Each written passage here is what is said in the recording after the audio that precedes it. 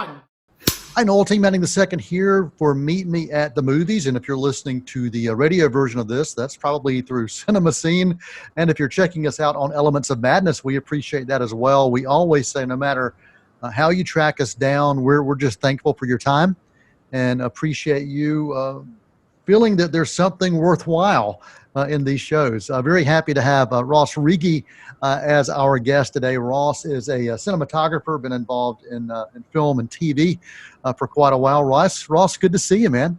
Yeah, you too. You too. Glad to be here. Yeah, really glad we could do this. And I know you've got a new project that everybody's going to get a chance to dive in on. The Walking Dead is something that unless you have been dead for the past, I don't know how many years now, you've probably heard of this little TV show called The Walking Dead. And there's been a successful spinoff. There's been some web series, and now there's another spinoff that's looking at this world of The Walking Dead through a different lens, and that's called World Beyond. And you're heavily involved in that, so we're going to look forward to having you talk about that. But before we do, I really want to get back to your roots, to explore where this love of cinematography came from. What was it that sparked that interest, and what was it that continued to make you pursue it?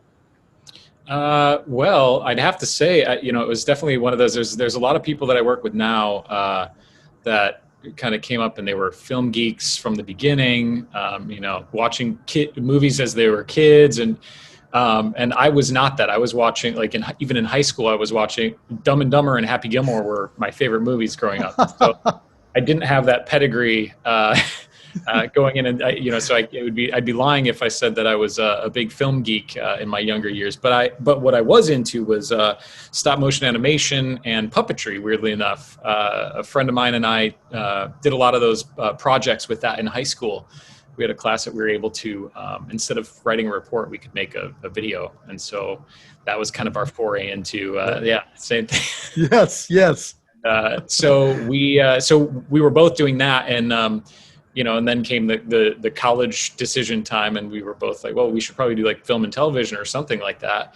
And he went out to USC and became a director, and I went to NYU. And when I first went there, I knew I was interested in it as an art form, but I didn't know what I wanted to do. And I did a lot of still photography and kind of fell into it in a way because there's so many writers and directors at film schools, and especially where I was kind of like, I'll shoot your project. And that just kind of became the start, and I loved it. And that's really the beginning for me. So here I sit today. Yeah. So as you think back to photography and understanding the concepts of framing and lighting and angles, how much of that helped you once you made that transition into to cinema and television? Well, I think it gave me a shorthand in terms of the technical side of the photographic experience. In an interesting way, I think sometimes if you're learning from scratch just in the cinema mode, things like shutter speeds and things like that are not as in the forefront because there's a kind of a standard, you're shooting 24 frames or whatever, but realizing that when you're shooting in still photography, there's so many different things you can do, bulb exposures and short. So in an interesting way, I guess still photography gives you this kind of breadth of technical experience that you can bring to the photographic side in cinematography, but there's a whole breadth of things that you don't even learn in film school. Maybe now it's a little bit different than when I was there, but just in terms of coverage and blocking and camera modes, camera support, all that other stuff is like, you learn by experience, learn by talking to people. But I think the foundation of having a little bit of technical knowledge about exposure and that kind of stuff goes a long way, especially for me. I'm in that age group that learned with chemical photography and saw the change in digital. And so being able to do a little bit of both or understand both, I think was a great way to learn, at least. Yeah. Do you remember the best piece of advice you got early on as you were getting your feet wet in this and trying to kind of find your way? Yeah. I would say the first notable thing wasn't so much then, but a little bit later on in my career. I've worked a fair amount with a director that does a lot of commercial stuff, does a lot of documentary stuff. And the way he always described working it when I started getting into the documentary sphere was this idea of respond, don't react. Yeah. And that's a thing that, I mean, to this day, I'm working on a project right now where we talk about that a lot, the director and I, about the constant change in what happens during the day. You have a plan set forth, and things are ultimately always going to change. And I think one of the things that is best, whether you're a DP or a director or an AC or a grip or whatever it is taking those things in stride and being able to adjust. And instead of getting emotional about it or getting upset about it, it's okay, what's the new solution? And that's something that, whether you're shooting a documentary or shooting narrative or scripted or whatever it is, I think goes a long way. And so I would say that maybe it's not the earliest piece of advice, but it's probably one of the most like bedrock level MOs to have for me that I've found fruitful. I think respond instead of react. I think there are definitely differences in what those mean. And I think that's awesome. And I may have to borrow that, and I will credit Ross Riege for that if I decide to use it. That's awesome. Do you remember the point when you realized, wow, I can do this? I'm actually decent at this, and maybe I can have a future in this. Do you remember what that point was or what that project was? Oh, man. Well, I think that there's two levels to that, because I wouldn't have pursued it and been as ambitious to hit my parents up for money to go to college at an expensive college nonetheless, if it wasn't something I felt I had a future in. And I think that's the first step is the confidence in pursuing that at a younger age. But there's also so much fear involved with that, because you don't really know for sure if you can. And for me, I'm from Wisconsin, so I moved to New York, and I made the step at 18 years old to not just move out of my house, but move to a city like New York, which there is no city like New York. Right. And that was probably 60% of my education was just being solo in that city. So that was a big step. And then I think after that, I would have to say at least the next 10 years was just nerves. It was, how low do I let my savings account get until I have to abandon ship, Right. And to a certain extent, even to this day, just because of the nature of our business, you're kind of, what's the next gig going to be? Is it going to be something that I'm inspired by? Is it something that is a step for me? And so I don't think I can point to a specific spot where I'm like, okay, but I've always felt all along I can do it. But as we know, in our business, it's not just about being able to do it. There's tons and tons of talented people that don't get the breaks.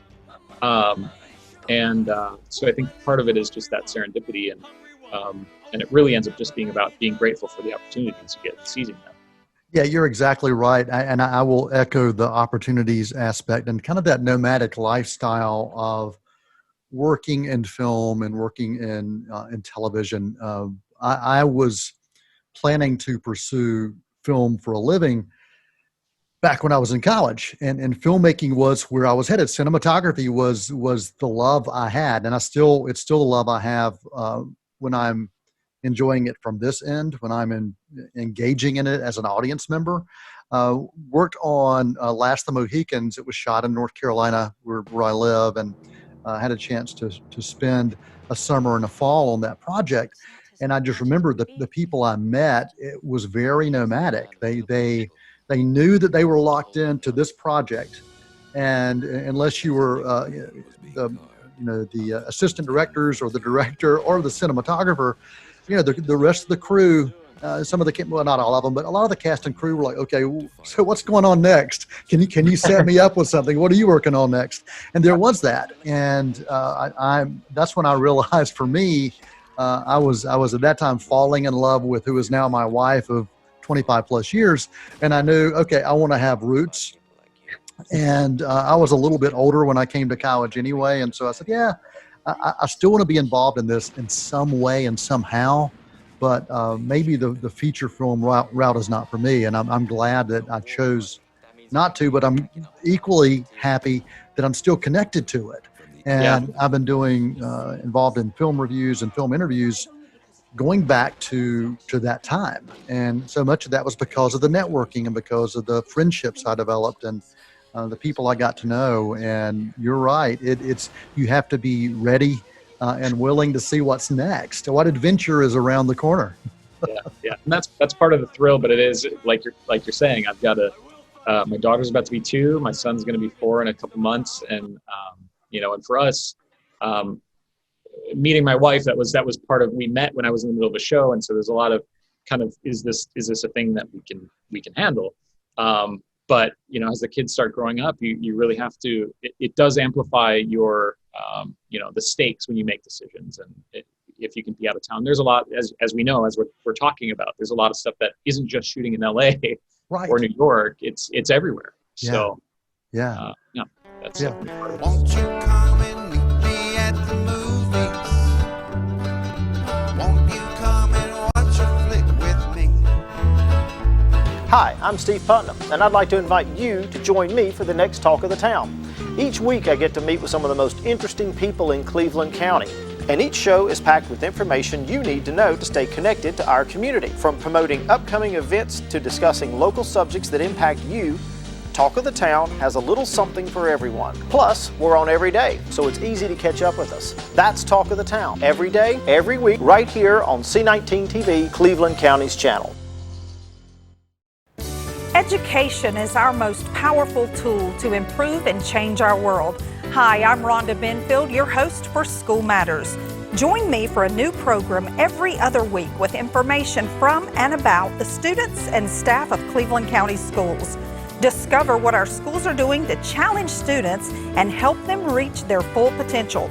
You can catch us on Spectrum Cable Channel 19 or stream us live on c19.tv. Hi, I'm Shara Miller, the host of Artworks. Each month we bring to you wonderful, talented artists from here in Cleveland County and the region. We have artists, we have potters, we have painters, we have musicians, we have actors. We just have wonderful artists that come to you and tell you about all that they're doing, their creativity, what inspires them. Join me here on Artworks each month on C19. You can also watch us online at c19.tv. Won't you come and meet me at the movies? Won't you come and watch a flick? Well, let's transition to this new project that people are going to get a chance to check out, the Walking Dead World Beyond. Were you a fan of the previous Walking Dead original and then the spinoff as well? I had seen the first season and a half, I think, of the original when it, maybe a year or two after it came out. So I was really hooked in the beginning. And then just by virtue of so many media options, I fell off the wagon, and I never watched any Fear. And so it had been obviously a number of years when this project came up. And so at that point, I went back and of course rewatched the first season that night. And I didn't get through the entire season that night, but I got through half of it. And it reminded me of all the things that I appreciated about it as a show. What they did in the way they set it up was so filmic, especially, you compare that to something, to a new series, for instance, right now on a streaming platform, you get that super high production value. And I feel like the approach right off the bat was not to make a TV show, but it was to make a cinematic experience, series. Yes. Yes. And so to a certain extent, there were definitely episodes that they kind of handed to us as like, hey, check this out, check that out. Here are some world building things that you should be aware of, and things that we like, things that we're exploring on Fear and the original. But I think it was a little bit of a benefit to look at how it originated and say, when we're starting up this new spinoff, how can we not just give due credit to that, but approach this in the way that it should be, and the material is something that shouldn't just be passed off as a procedural third spinoff as some people might pass it off to be. I think it really has its own life. It's very tied into the universe and the audience, but at the same time, it was, one of the specific directives was it needed to stand alone visually from the other shows. And I was like, oh, this is great. I was just a little kid.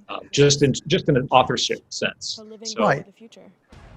And even in the storyline standpoints, there's very much a coming of age aspect to this approach. And you get some of that, of course, in the others, but this one is, I think, the core of that really is a coming of age within this world of zombies. And how was your approach different with that in mind?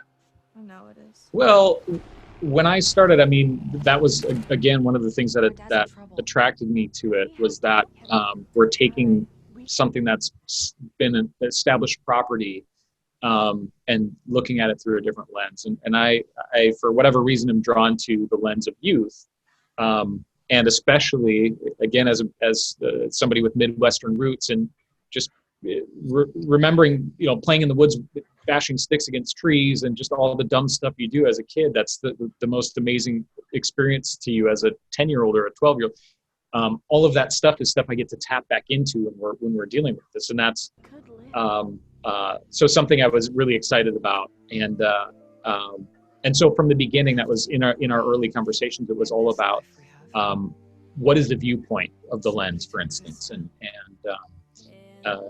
as we experience the story and the plot developing through the eyes of our kids, in essence, how are we looking at that? Because there's a lot of stuff, especially in the beginning of the original series, that they play a little bit longer and further away and a little bit more doc style.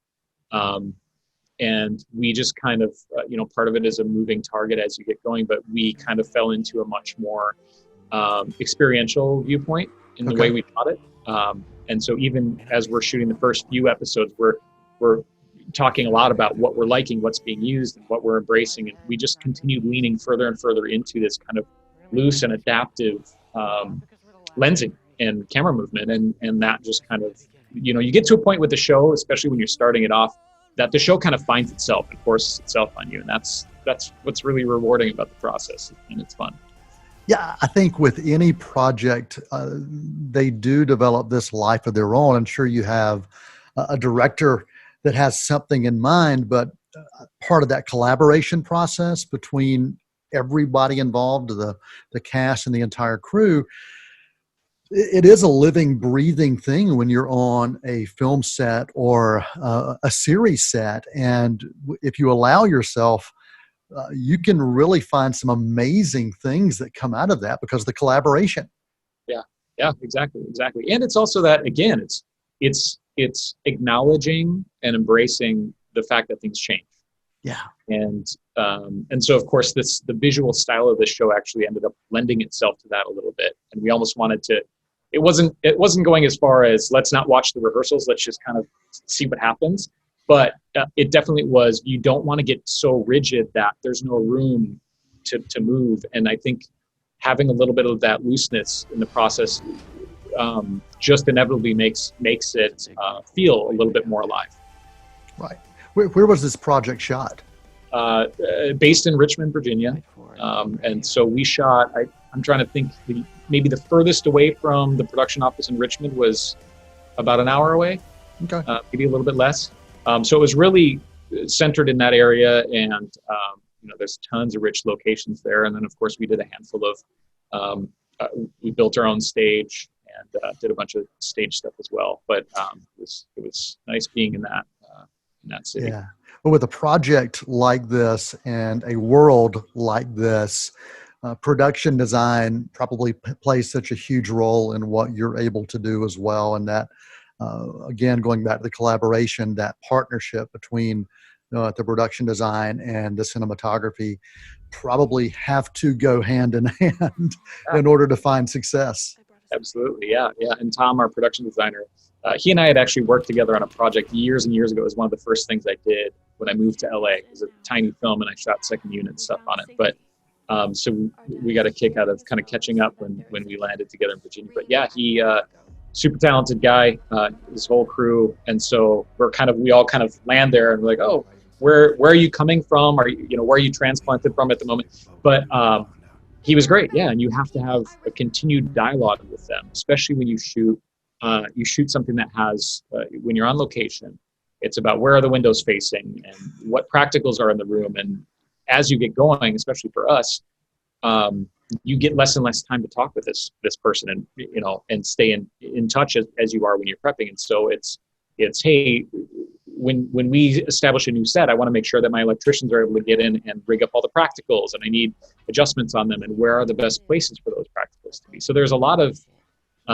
handshaking that goes on that you, if you don't really lean into that relationship, I think it's really difficult, not only to work, but to get something that you're all looking for and excited about. And so we were fortunate that was a great working relationship, and being able to lean on that person is great. So. For you as a cinematographer, who do you find, well, we'll speak specifically for this project, who do you find has been the most valuable crew member for you in the success of what you're wanting to present to an audience? Yeah, well, in this case, I'd have to. I mean, it's really hard, as you can expect. It's hard to make one. I can speak to position and say why they were so critical. Yeah. I think if I had to pick one, I think my A operator was the most important, to have a person share my brain. And I was fortunate to have a couple great A operators that I do have that relationship with. So I'd say that's number one, but it's also a huge grip show, given that we're going on location, and weather was changing a lot, especially in the first half of our production. The middle to late summer in Richmond is very volatile, as we learned. So there's a lot of that and creative problem solving there. And then of course, like I mentioned earlier, when we're converting a warehouse into a workable stage, with not only standing sets but swing sets, everybody is thinking creatively, because you don't have the perms and the green beds and all the conveniences that you might be used to in different places, and so you're starting from scratch, and so it's really a meeting of all the minds. Yeah. I didn't mean to put you on the spot. It's hard, I know. No, it's as most people would probably say, it's all of the people are, well, you just lean on everybody. Yeah. It's such a collaborative medium, as you know, and absolutely. I think that's one of those things. The operators is really, it's a tough thing. It takes time and experience together to kind of share that brain and get the shorthand. Yeah. So with this new project, The Walking Dead World Beyond, of course, if you are familiar with the universe, it's going to be an easy transfer for those who have been involved and watched any of the others, whether they've watched all of them or not. If they're familiar with it, it's going to be an easy transition. What if you are not familiar with this universe? How standalone do you feel this show is without any background? I think it stands alone. I think much in the way that, like, when I rewatched the first episode, you kind of are thrown into the universe wherever you start, and part of what makes it rewarding as a viewer is that you're not just handed kind of the Bible of here's what's everything that's going on. You don't get this kind of long intro like Star Wars style that tells you all the stuff that's going on. You just kind of find yourself there. And part of the thrill of it, and the way I love they approach our season, and I think it holds true through all of their stuff, is that you learn things along the way, not only about what is going on in the world, but what's going on with our characters and who are they. So I think it stands alone, but I also think it's a great thing, because if somebody's coming into this and watches this first, I would see it would be completely logical to go seek out the earlier series as well. And they all work in concert together, which is great. Yeah. I guess you mentioned Star Wars, much like The Mandalorian, which is an amazing series that if you're familiar with the Star Wars universe, then of course it makes sense. But that was such a well-written, well-directed, well shot. I mean, that series, The Mandalorian season 1, was just brilliant. on a lot of different levels for me. And even if you did not have any connection to the Star Wars universe, you could still easily let that be your first, your first journey into the Star Wars universe, and you would find yourself wanting to go back. So it sounds very much like this could be that same thing. Absolutely. Yeah, absolutely. Ross Riege, our guest right here. Ross, if our viewers and listeners wanted to follow any of your work, do you have social media, websites, any of those places you'd love to send folks? Yeah, I've got an Instagram and a website. As everybody does, Instagram seems to be the most kind of current thing. I put personal stuff on there, I put work stuff on there, and of course the website is good too. But yeah.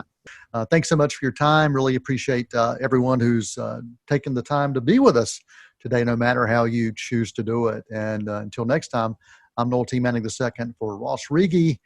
That's a wrap. Thank you.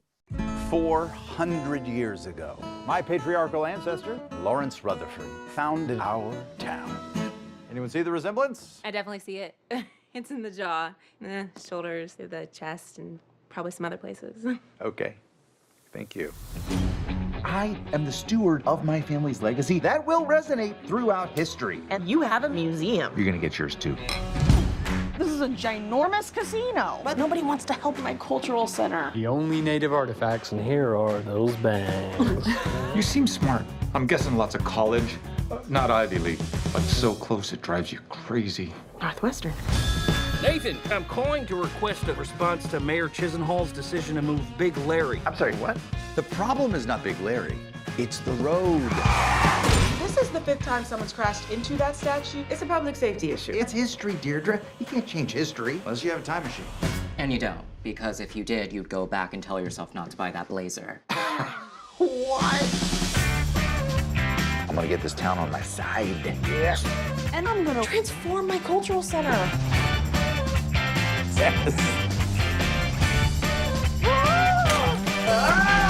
This town has forgotten how to honor their ancestors. Can we focus on the problems that are actually important? Well, Big Larry's important. More important than the opioid crisis.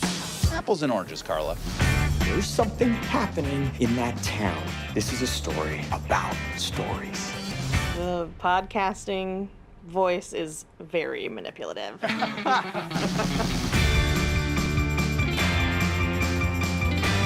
So much drama. But let's leave them Okay, no, but I'm not done telling these people why they're wrong and stupid.